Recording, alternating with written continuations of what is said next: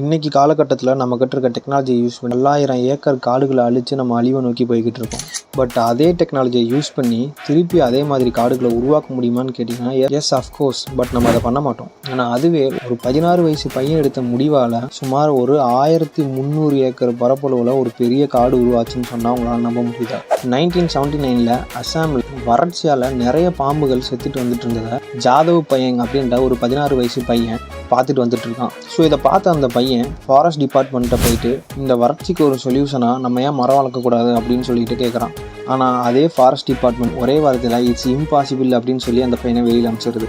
But forest department அப்படி சொன்னதை கொஞ்சம் கூட பொருட்படுத்தாமல் நம்ம ஏன் இன்னொருத்தவங்களை டிபெண்ட் பண்ணி இருக்கணும் அப்படின்னு சொல்லிட்டு அந்த பையனே ஒரு முடிவு எடுக்கிறான். அது என்னன்னா, அந்த பையனே அவனுக்கு ஒரு ப்ராமிஸ் பண்ணிக்கிறான், ஒரு நாளைக்கு ஒரு செடியை நடணும் அப்படின்றத முடிவெடுக்கிறான். ஸோ அதையே தொடர்ந்து 40 வருஷத்துக்கு பண்ணிட்டு வந்திருக்கான். பட் அது இன்னைக்கு 1300 ஏக்கர் பரப்பளவில் ஒரு மிகப்பெரிய காடாக உருவானது மட்டும் இல்லாமல் நிறைய வைல்டு அனிமல்ஸ்க்கு ஒரு சாங்சுரியாகவும் கிரியேட் ஆகிருக்கு. ஸோ இதை பாராட்டுற விதமாக 2015 பத்மஸ்ரீ அவார்டும் கொடுக்குறாங்க. ஸோ நம்ம ஃபியூச்சரை நம்ம தான் பாதுகாக்கணும். ஸோ நம்மளால் அளவுக்கு பண்ண முடியலனாலும் அட்லீஸ்ட் வீட்டுக்கு ஒரு மரம் வளர்க்க ஸ்டார்ட் பண்ணால் கூட அது நம்மளோட ஃபியூச்சர் ஜென்ரேஷனுக்கு ஒரு பெனிஃபிட் தான். So save nature, save